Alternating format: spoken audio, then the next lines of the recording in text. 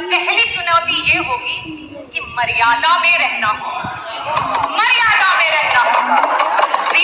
राम नाम के जाप में तेरे पहले का आराम नहीं, जबरदस्ती के जय श्री राम में सब कुछ है बस राम नहीं, सब कुछ है बस राम नहीं।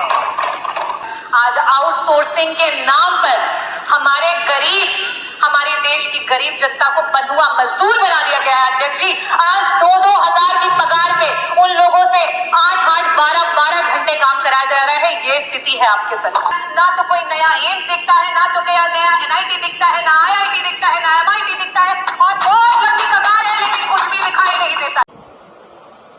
Hello friends, welcome to my channel. पूरी जानकारी के लिए वीडियो पूरा जरूर देखें, स्किप करके ना देखें। कि ये हालात तेरी जंजीर तोड़ जाऊंगा, अपने हाथों में लिखी लकीर मोड़ जाऊंगा।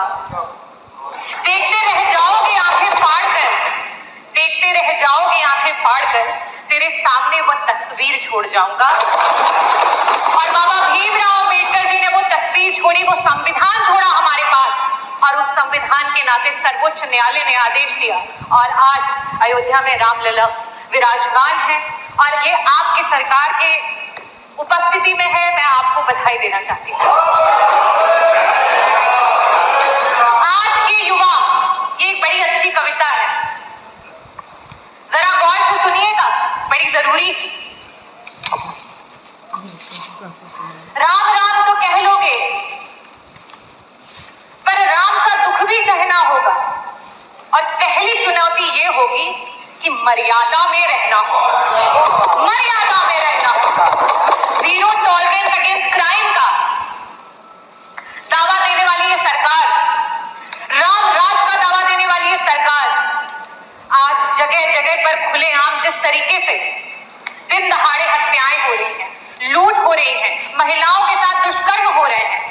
मैं अगर अपने विधानसभा और अपने जनपद की बात करूं, दिन दहाड़े प्रजापति समाज के 2 बच्चों को गला रेत करके मार दिया गया।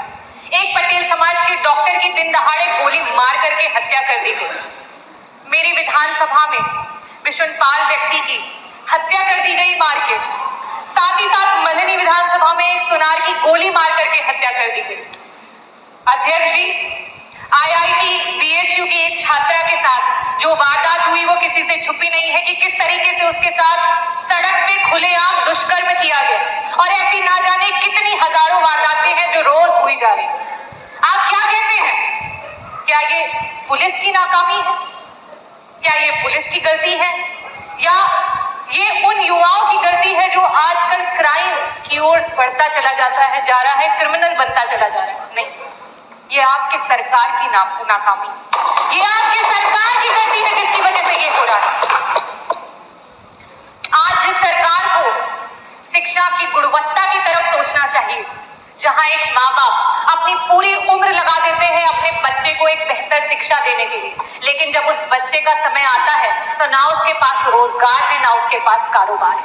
इस विफल सरकार में एक बच्चा अपने आप को सफल करने की होड़ में आज क्राइम की तरफ बढ़ता चला जा रहा है, तो उसके लिए सिर्फ और सिर्फ आपकी सरकार जिम्मेवार है। अध्यक्ष जी,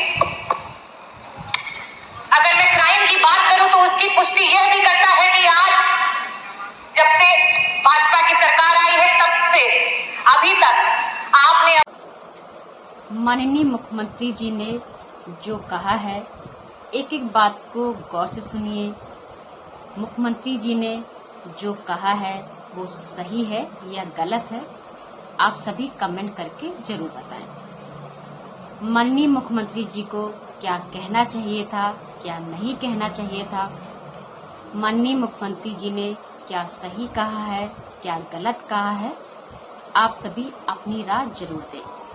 तो आप सभी ये जरूर बताएं। जब से भाजपा की सरकार आई है तब से अभी तक आपने अपना DGP जो नियुक्त किया है वो भी कार्यवाहक ही रहे हैं, अभी तक कोई आपने परमानेंट DGP तक नहीं किया।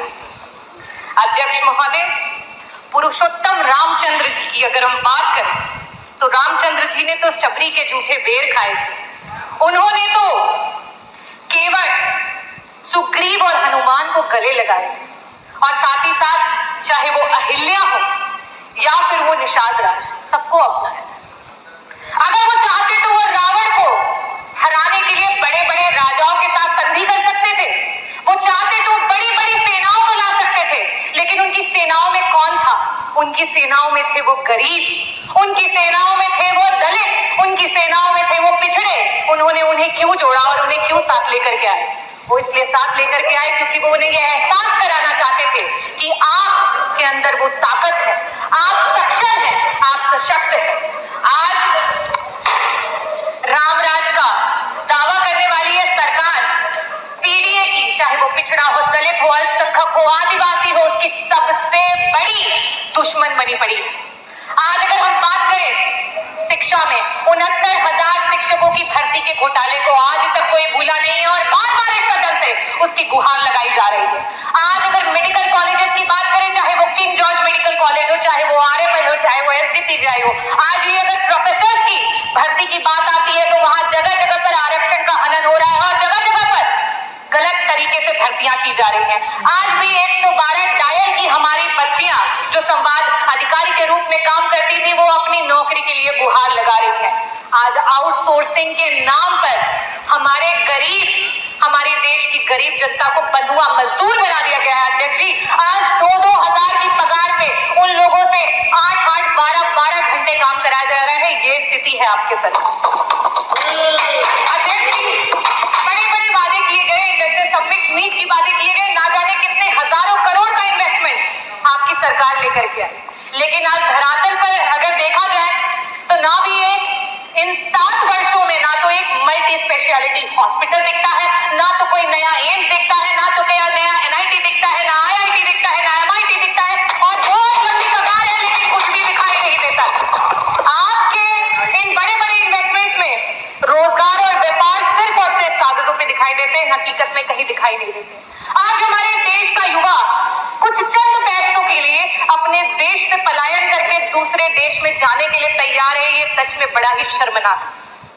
अगर हम बात करें आज थाने की, तहसील के और अधिकारियों के ऑफिस, तो ये समझ ले अध्यक्ष जी कि ये सरकारी जितनी भी जगह है वो सिर्फ और सिर्फ भ्रष्टाचार के अड्डे हैं और कुछ भी नहीं।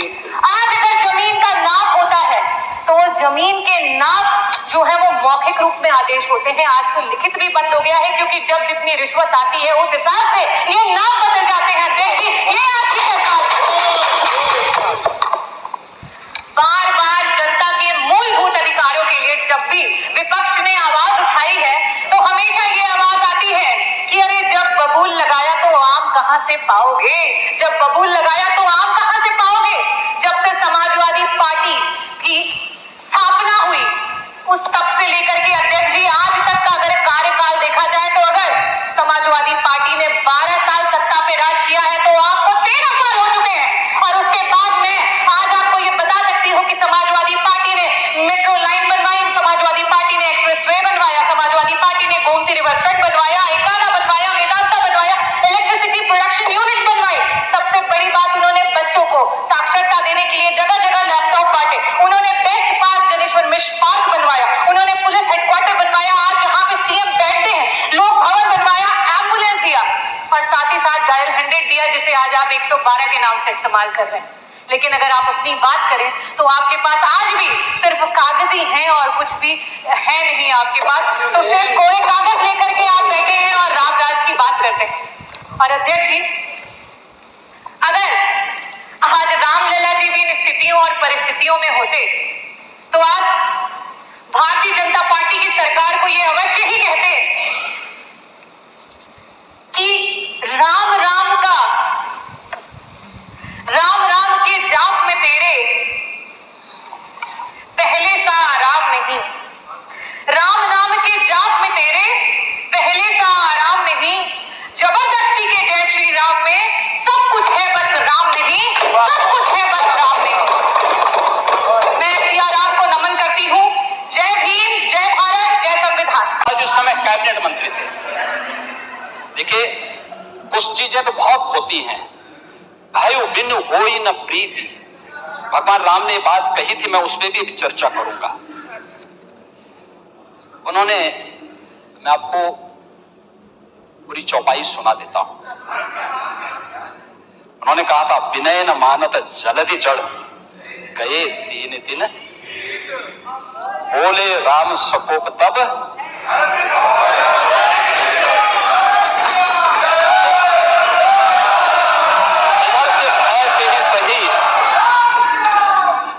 इधर के ही भय से सही, लेकिन कम से कम काका श्री को सम्मान मिलना प्रारंभ हो गया।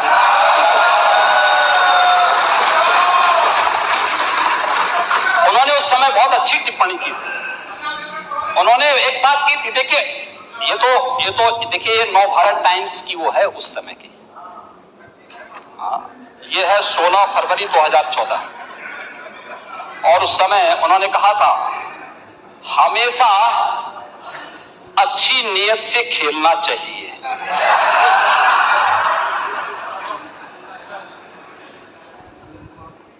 मेरे पास भी खेल का सर्टिफिकेट है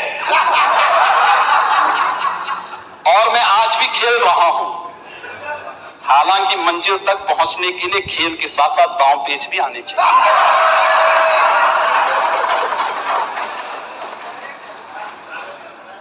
और इनके एक और चाचा जान थे, उनका बयान भी आया, सीएम साहब अच्छी बात है, आपको खेलने का वक्त मिल जाता है। समझ सकते हैं,